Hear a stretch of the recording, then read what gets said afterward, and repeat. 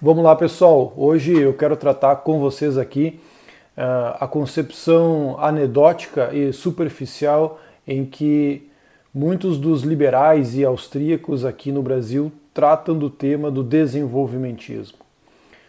Saiu recentemente o episódio de um podcast da Nanda Guardian, em que ela entrevistou o professor de economia Felipe Rosa.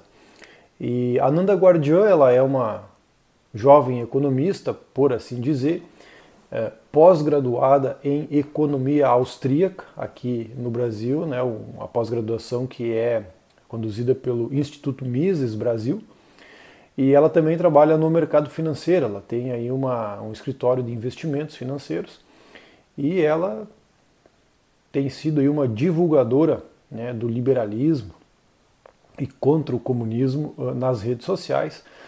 E eu vi essa entrevista que ela fez com o professor Felipe, e o tema foi justamente o desenvolvimentismo e por que o desenvolvimentismo seria uma chaga, né, ou a causa do atraso econômico do Brasil.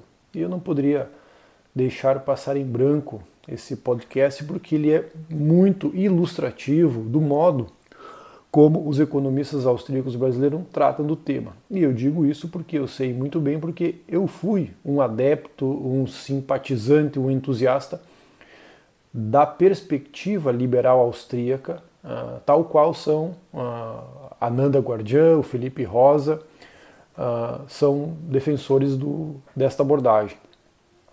Só que o problema é que essa abordagem ela contém erros graves no entendimento da matéria. E é sobre isso que eu quero tratar com vocês aqui. Eu vou colocar o trechinho do vídeo da Nanda Guardian e aí eu volto comentando. A economia brasileira é fortemente marcada pelas ideias desenvolvimentistas, só que se essas ideias fizessem sentido, o Brasil não teria uma produtividade tão ridícula como tem hoje. Mas quais os problemas das ideias desenvolvimentistas? No vídeo de hoje eu trouxe aqui o Felipe Rosa, que foi o meu professor na pós-graduação em economia, e é sobre isso que a gente vai falar. Então, para começar o vídeo, professor...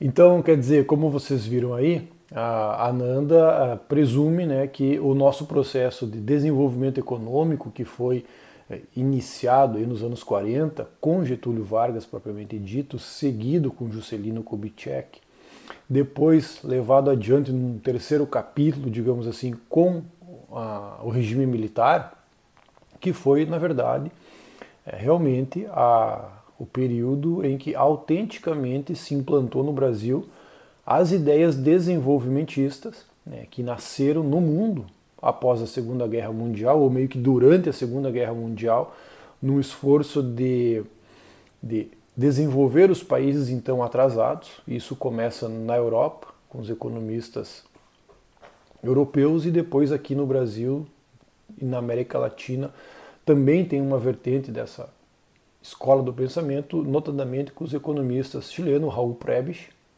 e aqui no Brasil Celso Furtado, ambos ligados aí à CEPAL, que surge aí no pós-guerra na ONU, né, como a Comissão Econômica para a América Latina e Caribe. E estes economistas propugnavam a intervenção do Estado, o planejamento do Estado no sentido de forçar, de induzir e promover a industrialização destes países então atrasados ali nos anos 40. E no Brasil então começou a se implantar tais ideias, né, inspirado nessas diretrizes dos economistas desenvolvimentistas, começando com Getúlio, como eu falei. E isso foi até fins dos anos 70 ali com o regime militar, e dá para a gente dizer que isso acaba, né, de ser levado a cabo justamente com a segunda crise do petróleo em 77 ali. Logo em seguida vem, né, a crise inflacionária da dívida pública brasileira, a moratória mexicana em 81, se não me falha a memória. E todo o efeito contágio que aquilo gera, sobretudo nos países em desenvolvimento, então, em que vem aí processo inflacionário, crise da dívida externa dos países, e o caso brasileiro, então, nós muito endividados em dólares, justamente utilizado para financiar né, o nosso projeto de nação desenvolvida ao longo aí dos anos 60 e 70.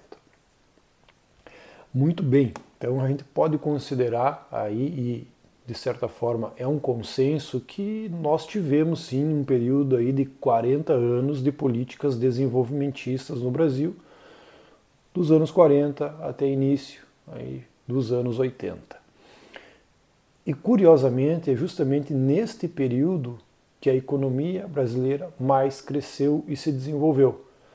Tem uma média aí histórica, o milagre brasileiro dos anos 70 e da era militar é fruto dessas políticas desenvolvimentistas em que o Brasil cresceu mais, um dos países que mais cresceu no mundo nesse período aí, e o PIB brasileiro crescia na ordem de 10% ao ano durante uma década. Mas antes disso também o crescimento econômico brasileiro foi muito robusto, muito intenso, na ordem de 7 ou 8% do PIB, justamente um crescimento promovido, dirigido pelo Estado, com planejamento, com criação de estatais, com investimentos públicos maciços em infraestrutura, que foi gerando, parindo definitivamente o capitalismo ou a industrialização brasileira. Como o Bresser Pereira fala, a Revolução Industrial Brasileira nasceu nos anos 40, 50. Então, de fato, nós temos aí sim um momento desenvolvimentista do Brasil.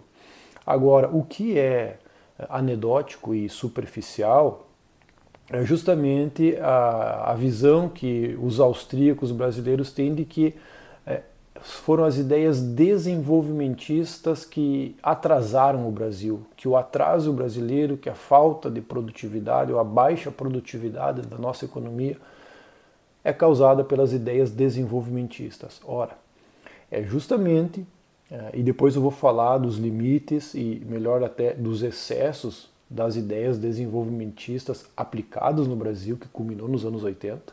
Temos problemas, evidentemente, mas justamente o período que o Brasil menos cresceu economicamente e que a nossa produtividade foi decaindo é justamente na virada dos anos 80 para os 90 e dos 90 em diante, onde as políticas de inspiração desenvolvimentistas não deram mais o ar da sua graça no Brasil. Desde o início dos anos 90 e com o Plano Real como um grande divisor de águas, o Brasil deixa de adotar qualquer política de inspiração desenvolvimentista, considerado então um atraso, né, porque ela de fato gerou certos atrasos setoriais no Brasil. Está aí a lei da informática como um exemplo aí de fracasso. Mas desde então nós deixamos de ter qualquer política industrial, por exemplo, né, uma das grandes frentes da política desenvolvimentista. E passamos a nos preocupar muito mais com a estabilidade dos preços, a inflação, e com certos parâmetros macroeconômicos e fiscais das contas públicas ou do Estado. E essa diretriz, a partir dos anos 90, passou a dirigir muito mais o andamento da economia brasileira, portanto, é aquilo que se convencionou chamar como políticas, né, seguidas pelo consenso de Washington. E nós abandonamos completamente qualquer política industrial. Aliás, desde Pedro Malan, então ministro da Fazenda de FHC, né, ele repetia a frase do Gary Becker, economista Nobel aí de Chicago dos anos 80, que dizia que a melhor política industrial é não ter política industrial. E isso o Brasil passou a praticar desde os anos 80, 90 sobretudo, praticamente até os dias de hoje. E não tem, portanto, como nós afirmar, como fazem os austríacos, de que a baixa produtividade, o fracasso e o atraso econômico brasileiro deriva das ideias dos desenvolvimentistas. Absolutamente não temos como afirmar uma coisa dessas, justamente porque estamos há 30 anos com ausência completa de políticas desenvolvimentistas, salvo um período ali do governo Lula, que a polêmica existe, é claro, como tudo em economia, mas no governo Lula 1 e 2 e até a Dilma, de algum modo, tivemos algumas políticas de inspiração desenvolvimentista, do PAC 1, PAC 2, políticas de industrial, de escolher os grandes vencedores aí, tem algum elemento aí de política desenvolvimentista, sim, embora muitos desenvolvimentistas eram críticos desde aquela época por questões de detalhe, de diretriz, de direcionamento das coisas. Mas essa é mais uma das polêmicas em que os economistas fazem, e tudo praticamente em economia, em política econômica, é margem para polêmica, né? Então, quem estuda economia sabe que tudo gera polêmica e aquela história, né? Junta aí dois economistas e você vai ter 4, 5 ideias. É sobre isso, muito essas questões econômicas.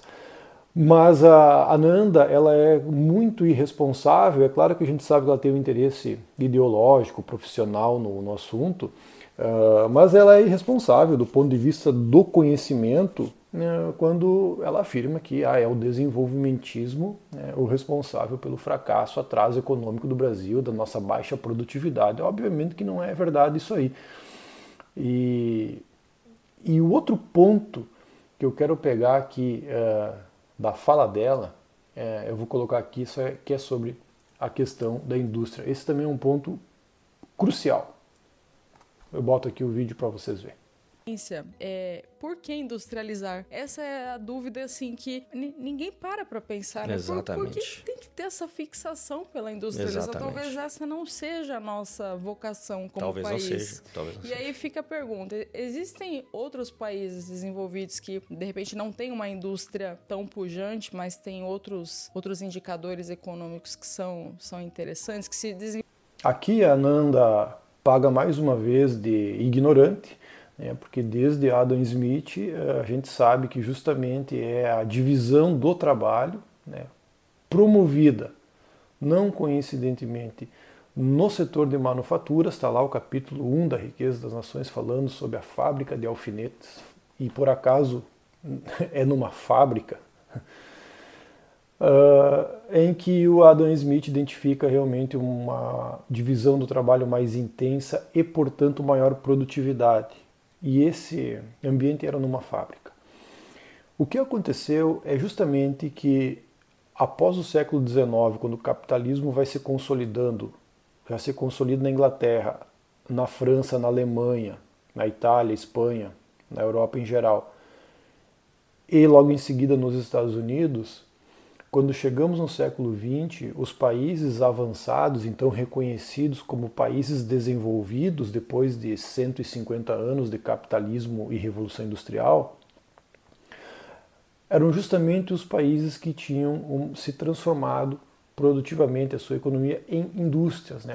A participação da indústria na economia, ela era muito maior, e o vetor exportador desses países também era uma indústria.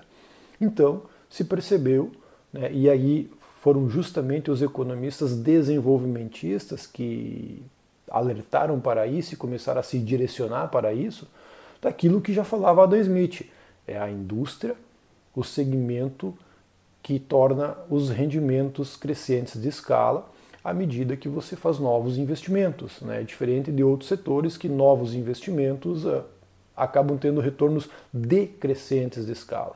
Ou seja, dito de outro modo, na indústria, se você, por exemplo, aumentar mais um turno de trabalho, o rendimento desta produção vai ser exponencial, muito maior do que o custo daquele turno. Ou se você adicionar um novo implemento, uma nova máquina naquele sistema produtivo, também os retornos deste investimento serão muito maiores do que o custo de implantar essa nova máquina. Então é isso que as manufaturas, ou seja, as indústrias, promovem. Então era por esse motivo que os desenvolvimentistas chamavam a atenção que, se para os países saírem da situação de subdesenvolvidos, que coincidentemente eram todos baseados em matérias-primas agrícolas, minerais basicamente, e petróleo, deveriam se industrializar, a ter uma transformação produtiva em favor das manufaturas. É por isso. Então não tem nenhuma fixação erótica por indústria, mas é simplesmente uma constatação empírica de que países desenvolvidos têm uma participação maior das manufaturas no seu PIB do que países que ficam apenas em matérias-primas. Então isso aí é um dado empírico que, quer você goste ou não, nos mostra de que realmente os países desenvolvidos têm matriz industrial mais sofisticada, mais complexa, e não à toa os desenvolvimentistas estavam certos em perceber isso. Aliás, Adam Smith já sinalizava isso, mas parece que isso é deixado de lado, é esquecido, é ignorado. Mas agora, nos últimos anos, aí, César Hidalgo e Hausmann, é um economista e um físico, fizeram uma pesquisa de rastreabilidade da pauta exportadora de mais de 100 países aí desde os anos 60. Agora parece que eles já estão lá atrás, no início do século XX. E eles criaram o chamado Atlas da Complexidade Econômica e constataram o seguinte: os países mais prósperos e desenvolvidos possuem maior complexidade econômica, ou seja, a matriz produtiva desses países é mais sofisticada do que os países subdesenvolvidos, em que não tem uma matriz produtiva sofisticada, ou seja, não tem indústria. Provando empiricamente aquilo que Adam Smith já enxergou e aquilo que os desenvolvimentistas se envolveram a vida toda defendendo e promovendo essas ideias de industrialização. Então, temos um livro aqui no Brasil, escrito pelo Paulo Gala, chamado justamente Complexidade Econômica, em que o Paulo Gala faz uma análise desse índice, desse Atlas da Complexidade, e mostra justamente essa evidência empírica, né? Os países industriais são aqueles que mais prosperaram e aumentaram a qualidade de vida do seu povo. Agora tem um ponto interessante, que os liberais também não gostam de enxergar, seja por ignorância ou seja por interesse ideológico. A Revolução Industrial inglesa não aconteceu por forças de ordem espontânea, do livre mercado e das ações impremeditadas dos indivíduos. A Revolução Industrial Americana também não. Essas duas revoluções, as primeiras grandes revoluções industriais, digamos assim, elas foram fruto, primeiro, de um arcabouço estatal e, segundo, protecionismo estatal para proteger justamente a indústria infante desses países. Eu não canso de recomendar aqui o livro Chutando a Escada, do Ha-Joon Chang, economista Cambridge. Esse livro é do início dos anos 2000, ele foi publicado, em que o Ha-Joon Chang, usando essa metáfora aí do Friedrich List, né, de que os países desenvolvidos praticavam protecionismo industrial para promover a sua indústria nacional, e depois que eles promoviam essa indústria nascente e consolidavam o seu parque industrial, eles começavam a recomendar para os países atrasados que praticassem o livre mercado e deixassem de lado o protecionismo e tal, ou seja, chutando a escada dos países atrasados para que eles não subissem nessa escada tecnológica e de industrialização. Isso aí já era dito por esse economista alemão no século XIX, o Friedrich List. E essa é uma realidade da Revolução Industrial Inglesa, da Revolução Industrial Americana. Se nós virmos mais recente para o Japão, praticou a mesma coisa, política industrial, protecionismo econômico. E mais recente ainda, podemos citar a Coreia do Sul e também China. O que é o dolorido dessa questão? Esses países praticaram muita política industrial para promover justamente a sua transformação produtiva, deixar de ser um país sem indústria, sem complexidade econômica e, portanto, pobres e atrasados, para promover aquilo que Adam Smith já falava no capítulo 1 da Riqueza das Nações. É nas fábricas, é na manufatura que há a maior divisão do trabalho e, portanto, produtividade que eleva o salário dos trabalhadores. Muito mais do que nos setores primários. Então o Japão fez isso, a Toyota, vamos pegar exemplo de uma grande empresa do setor automotivo. A Toyota foi uma empresa japonesa que foi muito financiada pelo Estado japonês para se tornar um player global. E nos anos 80, incomodar e quase que dominar o mercado automotivo clássico dos americanos. E a Toyota está até hoje como uma potência do setor automotivo. Kawasaki, Suzuki, mesma coisa. Coreia do Sul, temos aí a Hyundai e a Samsung. Dois conglomerados econômicos altamente financiados pelo Estado sul-coreano para se transformarem em potências globais no mercado automobilístico e no mercado de tecnologia, como é o caso da Samsung. Aliás, o conglomerado da Hyundai, lá na Coreia do Sul, nós conhecemos a Hyundai pelos automóveis.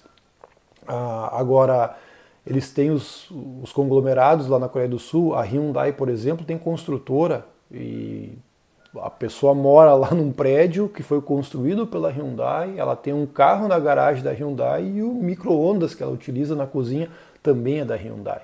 Então é uma característica da política industrial sul-coreana que criou empresas conglomerados, porém para atuar no mundo. Então, diferente da experiência de política industrial desenvolvimentista brasileira, que foi focado nesses 40 anos aqui para atender o mercado doméstico, né? A política de substituição de importação nossa ficou restrita ao mercado doméstico, o que gerou, no fim das contas, muita ineficiência, políticas mal conduzidas e todo um problema que veio a estourar a partir dos anos 80, devido a essa diretriz que ficou limitada ao mercado interno. Já o Japão, a própria Coreia do Sul, voltando lá atrás na Inglaterra, nos Estados Unidos e dando um pulo aqui para a China, todos eles protegeram a sua indústria, subsidiaram as suas indústrias nascentes, até elas adquirirem musculatura, mas para jogar no mercado global. Os seus produtos tinham que ter uma eficiência tal para competir e se tornar relevante no mercado mundial. Então tá aí a Toyota no Japão, tá aí a Hyundai na Coreia do Sul, a Samsung na Coreia do Sul, e a China fez a mesma coisa, um país comunista, ora veja bem, o país comunista, tá aí a Huawei, Xiaomi e outro mercado aí de placas solares é dominado pela China. Chip, microchip, semicondutores, maior parte do mercado também a China tem uma participação relevante.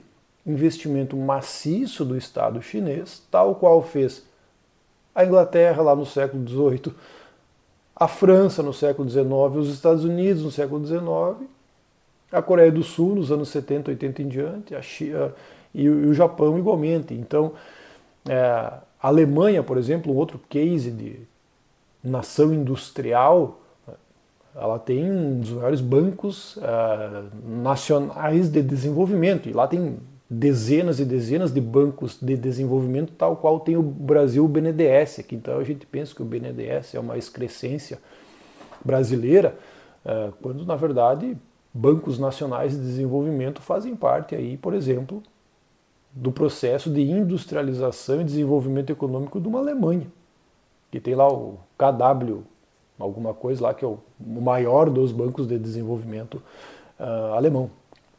Então, este é um ponto que os liberais gostam de ignorar, ou se descobrem isso, ficam incomodados e não têm força moral, psicológica para encarar essas verdades auto-evidentes, ou melhor, não é auto-evidentes, é verdades evidentes se você pesquisar o tema, ler com neutralidade, de peito aberto, como tem que ser um estudo sério.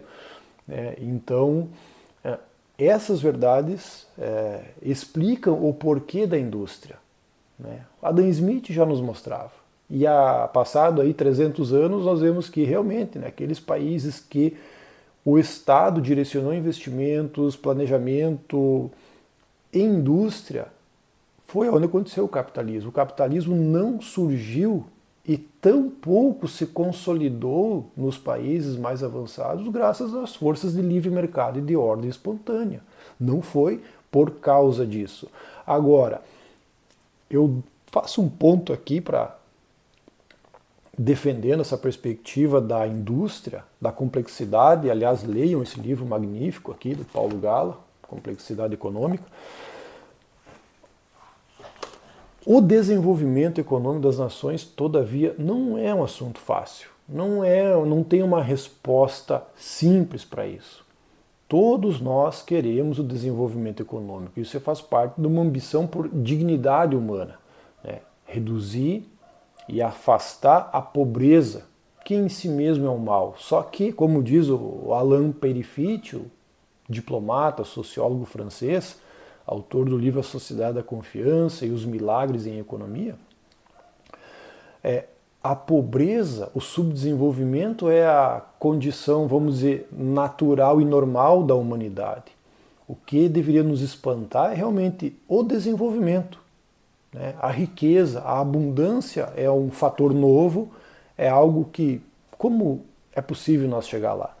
E aí o próprio Alain Périfitte, aqui eu estou com um livro também do Meira Pena, Opção Preferencial pela Riqueza, e tem outro do Meira Pena que eu devo ter aqui, que é a Psicologia do Subdesenvolvimento e o da Moral em Economia. Livros do Meira Pena, livros que ele começou a escrever aí nos anos 80 e 90, esse aqui é de 91, esse aqui é de 76, se não me falha a memória, mas é o seguinte: muitos economistas, dá para se dizer com algum viés liberal, vão enfatizar que o que promove o desenvolvimento econômico são valores e instituições. Ou seja, são os recursos humanos de um país que tem certo perfil, certos valores e contornos que são a base do progresso econômico. Quais valores? Por exemplo, trabalho árduo, honestidade e poupança. Isso Meira Pena trata muito aqui.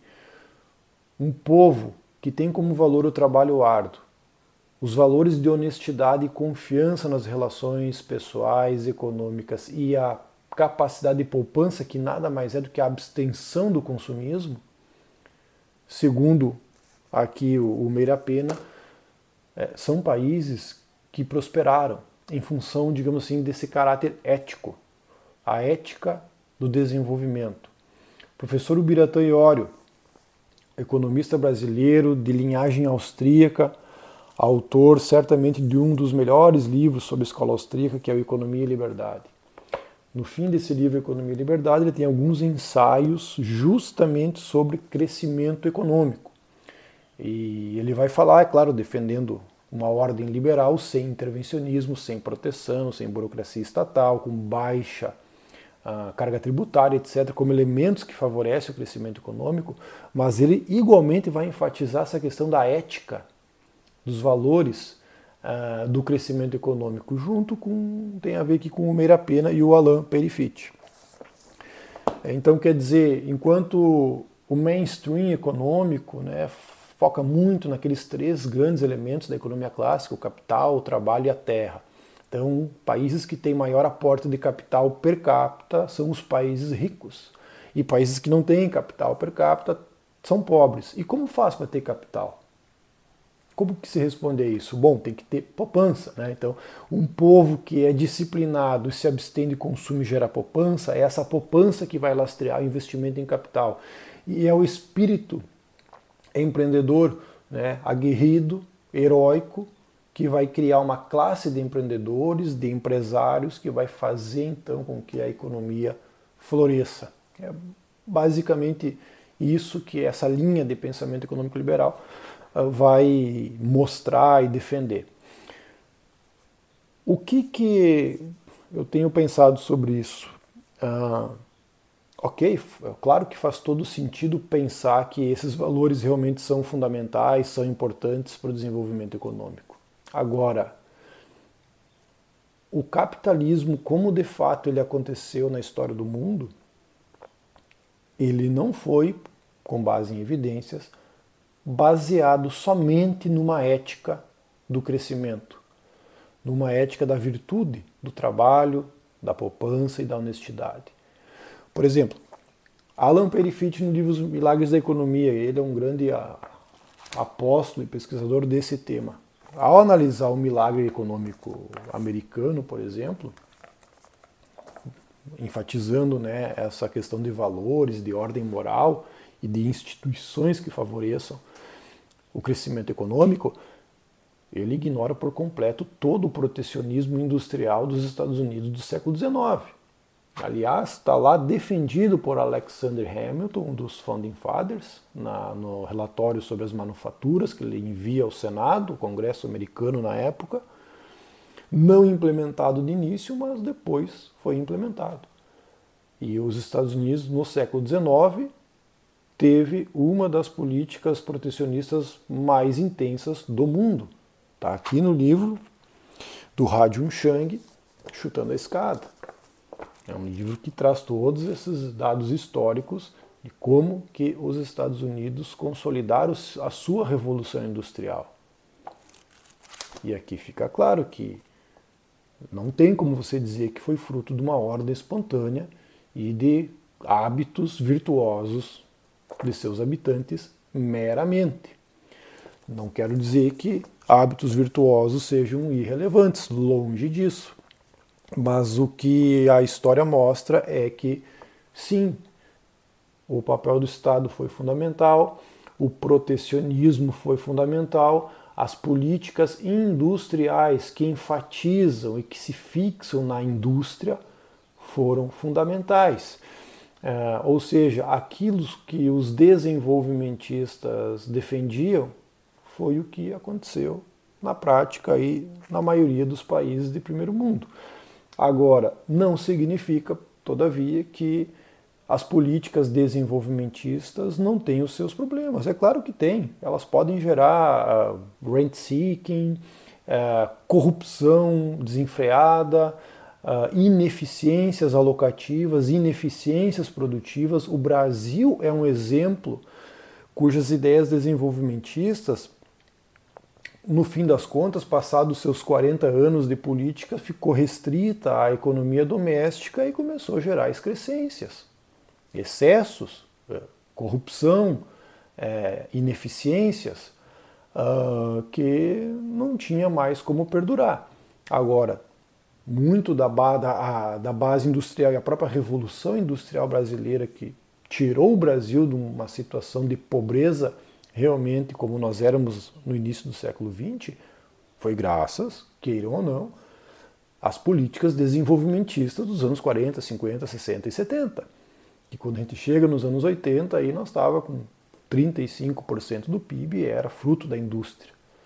Né? Ainda que muitas delas podiam estar naquela altura já com graus de ineficiências aí que não eram aceitáveis, com excessos.